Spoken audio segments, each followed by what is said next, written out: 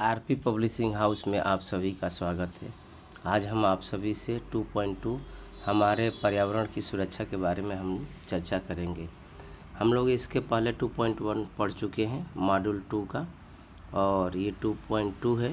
तो इसमें मुख्यतः 3 चीज़ों पर हम लोग यहाँ फोकस किया जाएगा। एक तो पर्यावरण संकट क्या है, दूसरा पर्यावरण के स्थायी बनाए रखने की क्या आवश्यकता है, और हरी भरी जीवन शैली कैसे अपनाएं, ये हम 2.2 में ये हम लोग जानेंगे।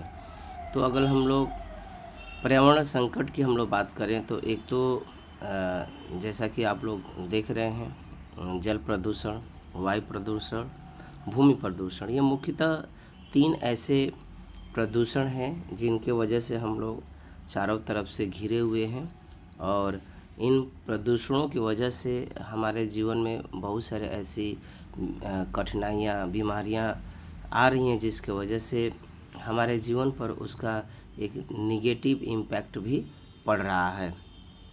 तो अगर हम भारत के नागरिक होने के अगर हम लोग कर्तव्य और अधिकारों की बात करें तो हमें पर्यावरण, खास करके पर्यावरण सुरक्षा के बारे में तो हमें क्या करना चाहिए।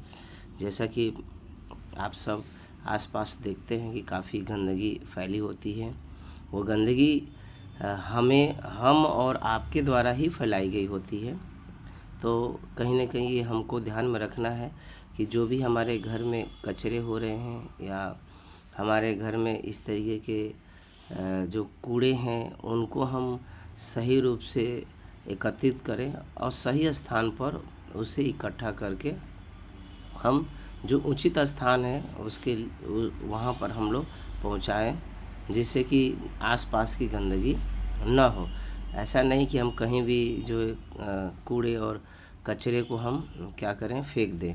तो इससे क्या होगा, गंदगी फैलेगी और निश्चित तौर पर कहीं ना कहीं हमारे लिए ही वो हानिकारक होगा, क्योंकि हम बीमारियों से जो है ग्रसित होंगे। तो ये थोड़ा सा हमें एक भारतीय नागरिक होने के कारण ये थोड़ा सा हमारी एक कर्तव्य बन जाती है कि हम अपने आसपास की साफ़ सफाई रखें, जिससे हम अपने आप को भी स्वस्थ रख सकते हैं और दूसरे को भी स्वस्थ रख सकते हैं। जो भी आपके कूड़ा और कचरा और भी सारी चीज़ें हैं, लोग क्या करते हैं कि जहाँ भी कहीं गड्ढा मिलता है, नाला मिलता है या आपका नदी समुद्र मिलता है, तो वहाँ उसको उसमें फेंक देते हैं। इससे क्या होता है कि हमारी नदियाँ और जो समुद्र हैं वो सारे जो है दूषित हो जाते हैं।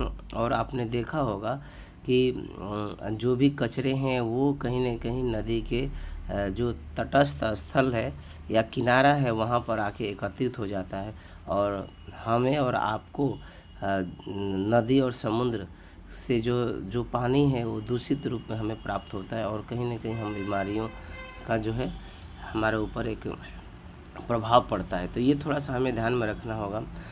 दूसरा ये है कि हम देख रहे हैं कि आजकल पेड़ों की कटाई ज़्यादा हो रही है और हम लोग पेड़ को संरक्षित कम कर रहे हैं।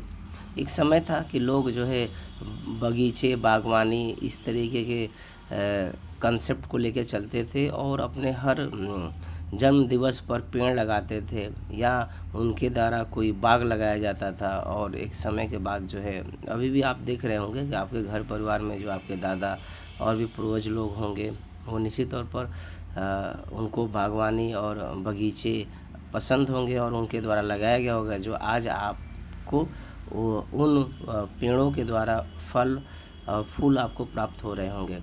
तो थोड़ा सा हमें इस पे ध्यान रखना होगा। ये हमारा एक कर्तव्य बनता है कि हम आसपास जो है पेड़ों की कटाई को हम क्या करें, थोड़ा सा रोकें और हम ज़्यादा से ज़्यादा पेड़ लगाने का हम प्रयास करें।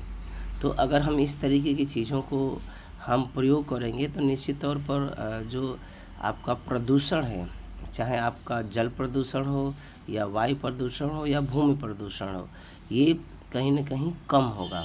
इसके साथ एक और भी समस्या ये देखने को मिल रही है कि आजकल हम लोग ढेर सारे जो हम लोग पब्लिक वाहन का प्रयोग करने के बजाय हम लोग पर्सनल व्हीकल्स का ज़्यादा हम लोग प्रयोग कर रहे हैं, जिसके वजह से भी आप देख रहे हैं कि वायु प्रदूषण काफ़ी बढ़ रहा है।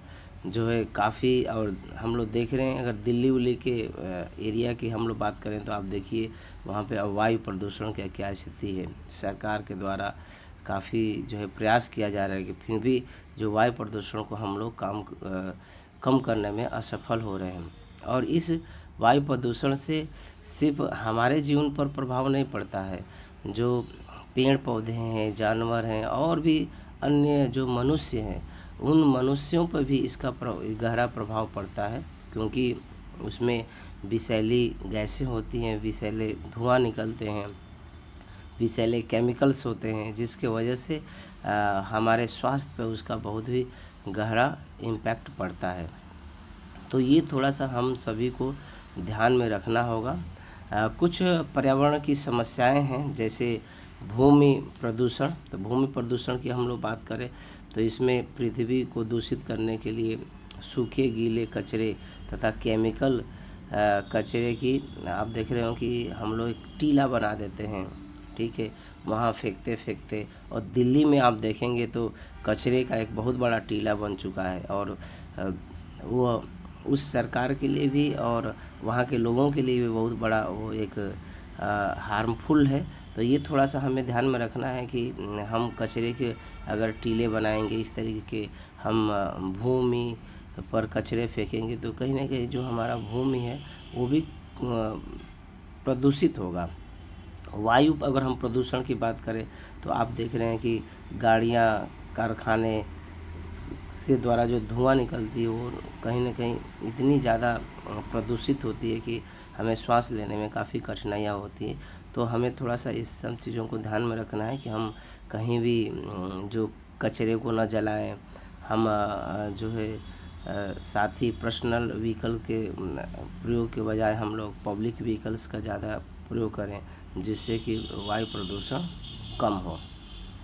हम जल प्रदूषण की बात करें तो जल प्रदूषण में भी वहीं हम पहले भी चर्चा किए थे कि हम लोग क्या करते हैं कि जो हमारे पास कचरे कूड़े होते हैं वो हम लोग क्या करते हैं, नदी, तालाब, नाले, इन सब जगहों पर अगर हम जैसे फेंकते हैं तो वो जो है कहीं ना कहीं उनकी कनेक्टिविटी नदी और समुद्र से होता है, वो फिर समुद्र में जाता है, और वो जो समुद्र के आसपास के जो एरिया है उनको कहीं ना कहीं वो दूषित होता है।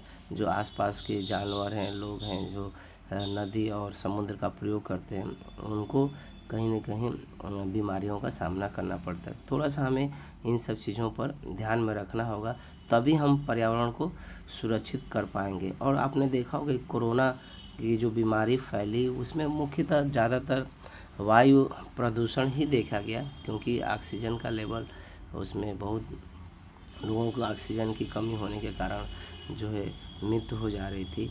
वो ऐसी बीमारी थी जो कहीं ना कहीं श्वास को हमें दिक्कत कर रही थी। तो आज भी वायु प्रदूषण एक बहुत बड़ा प्रदूषण है, और ये हम सभी के लिए कहीं ना कहीं संकट का कारण एक बन रहा है।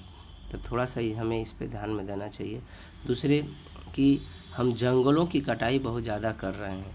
जंगलों की कटाई करने की वजह से भी आप जानते हैं कि जो पेड़ होते हैं वो कार्बन डाइऑक्साइड के का ग्रहण करते हुए वो ऑक्सीजन को बेहतर तरीके से जनरेट करते हैं, बनाते हैं। तो इसमें कहीं ना कहीं अगर पेड़ की मात्रा कम हो जाएगी, जंगलों की मात्रा कम होगी, तो ऑक्सीजन की जो मात्रा है वो हमारे वातावरण में कम होगी, और निश्चित तौर पर मनुष्य खाना पानी अगर आधे घंटे लेट भी खाएगा तो कोई दिक्कत नहीं होगी, लेकिन अगर उसको ऑक्सीजन अगर समय पर या 5-10 मिनट भी लेट होगा तो निश्चित तौर पर वो उसके लिए जीवन जी पाना बहुत मुश्किल होगा। तो थोड़ा सा इस पे हमें ध्यान में रखना होगा कि हम पेड़ों की कटाई कम करें, हम पेड़ ज़्यादा से ज़्यादा लगाएं, जंगलों की कटाई पर हम थोड़ा सा अंकुश करें।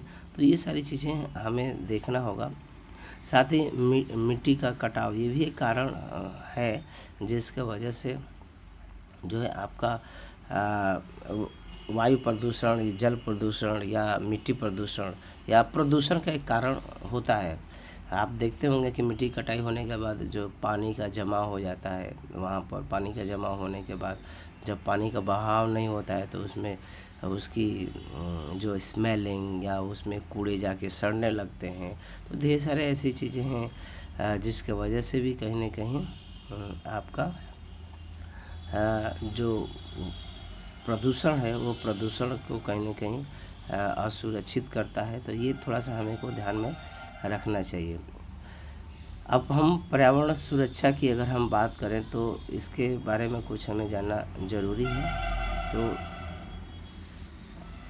जो भी प्रदूषण है वो प्रदूषण जो है पेड़-पौधे, जानवरों, मनुष्य और या पृथ्वी के स्वास्थ्य रखने के लिए ये आप कह सकते हैं कि इसका गहरा प्रभाव पड़ता है। अगर हम केमिकल्स का अन्य कूड़े जो कचरे इन सब चीज़ का अगर हम लोग प्रयोग नहीं कम करेंगे तो निश्चित तौर पर जो एक समस्या पर्यावरण के लिए बनती है वो कम होगी और हम जो पर्यावरण संबंधी समस्या है उसका हम समाधान कर पाएंगे अगर हम लोग कूड़े कचरे और भी अगर पर्यावरण संबंधी जो बातें हैं अगर उनको हम ध्यान में रखेंगे तो निश्चित तौर पर जो समस्या है वो हम पर्यावरण को सुरक्षित कर पाएंगे, हम उसको संरक्षित कर पाएंगे। तो आप देखते हैं कि इसके वजह से जो है जो भी इन्वायरमेंटल प्रॉब्लम की वजह से आप ओजोन जो है वो काफ़ी घट रहा है, ग्लोबल वार्मिंग काफ़ी हो रही है। इसके अलावा जो है बायोडाइवर्सिटी जो है आप देखने को मिल रहा है, जैव विविधता का नुकसान भी देखने को मिल रहा है। मनुष्य के स्वास्थ्य पर लंबे समय तक पड़ने वाले प्रभाव ये भी कहीं न कहीं जो है हमारे प्रदूषण की सुरक्षा करने में जो है ये आवश्यक पहलू हैं, हमको इनको कहीं न कहीं ध्यान में रखना होगा। तो जब अगर हम इन सब चीज़ों को ध्यान में रखेंगे तो निश्चित तौर पर जो मनुष्य के ऊपर जो अलग अलग बीमारियों का जो प्रभाव है, आप देखिए कि वायु का जैसे प्रदूषण बढ़ता है तो हमारे जो स्वास्थ्य संबंधी जो समस्याएं हैं, बीमारियां हैं, उन पे ज़्यादा प्रभाव पड़ता है, साथ ही कैंसर भी हो सकता है। लेकिन अगर हम अपनी पर्यावरण सुरक्षा को ध्यान में रखते हुए इन बातों को हम अमल करेंगे तो निश्चित तौर पर ये जो सारी चीज़ें हैं ओजोन का घटना कम हो जाएगा, ग्लोबल वार्मिंग भी कम हो जाएगा, बायोडाइवर्सिटी भी कम हो जाएगा और मनुष्य के जो स्वास्थ्य संबंधी जो बीमारियां हो रही हैं उसमें भी कहीं न कहीं कम वृद्धि देखने को मिलेगा। लेकिन ये सब तभी हो पाएगा जब हम आप इन सब चीज़ों को रोज़मर्रा के जीवन में अमल करेंगे। अब हरी भरी जीवन शैली को हम कैसे विकसित करें? तो हरी भरी जीवन शैली को विकसित करने के लिए आपके आसपास जो भी है छोटे मोटे आप गार्डन टाइप का हो या आपके पास स्पेस पड़ा हो तो आप थोड़ा सा वहाँ पौधे लगाएं, थोड़ा सा आप गार्डनिंग करें जिससे कि आपको वहाँ पर साफ़ सुथरा वातावरण आपको मिले, ऑक्सीजन आपको बहुत सुरक्षित मिले।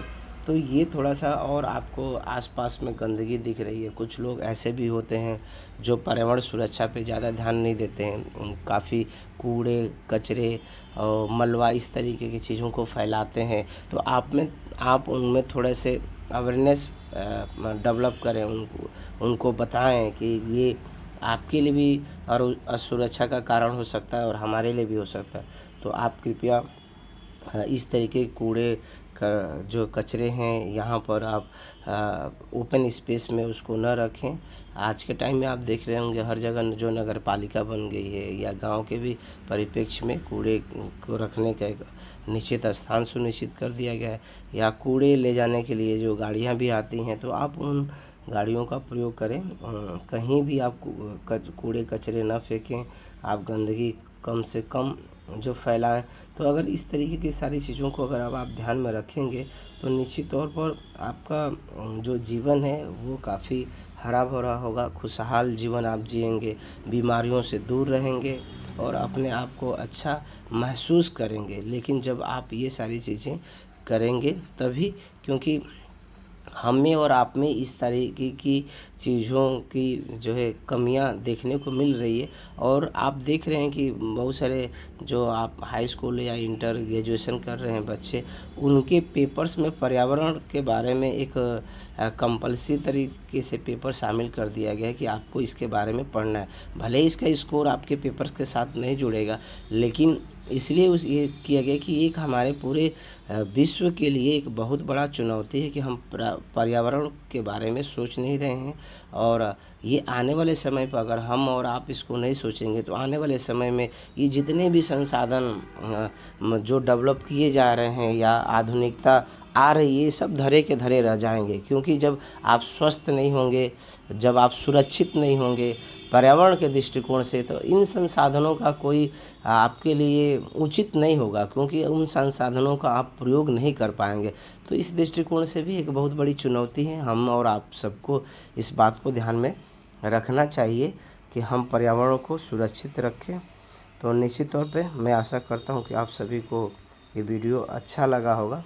तो आप इस वीडियो को अपने दोस्त मित्रों के साथ शेयर करें और आप कमेंट करके हमें बताएं कि और किस प्रकार की वीडियो हमें बनाने की ज़रूरत है। और मैं प्रयास करता रहूँगा कि आप सभी को बेहतर तरीके से कंटेंट दिया जाए और बेहतर तरीके से आपको समझाया जाए, ताकि आप हमारे लेक्चर को सुनने के बाद भी आप बेहतर तरीके से आप आंसर उसको दे सकें, समझ सकें।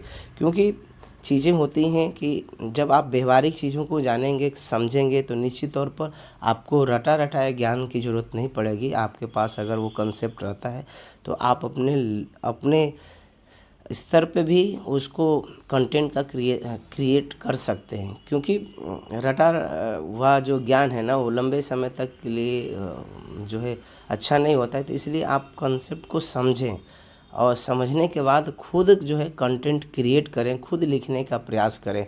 क्योंकि आप ये जितने भी कंटेंट देख रहे हैं, ये सब हमारे और आपके द्वारा ही बनाया गया है। ठीक, तो ये संभव है कि आप भी इस तरीके के चीज़ों को आप कर सकते हैं। सही दिशा में सोच के, सही तरीके से समझकर आप खुद का कंटेंट क्रिएशन कर सकते हैं। तो धन्यवाद।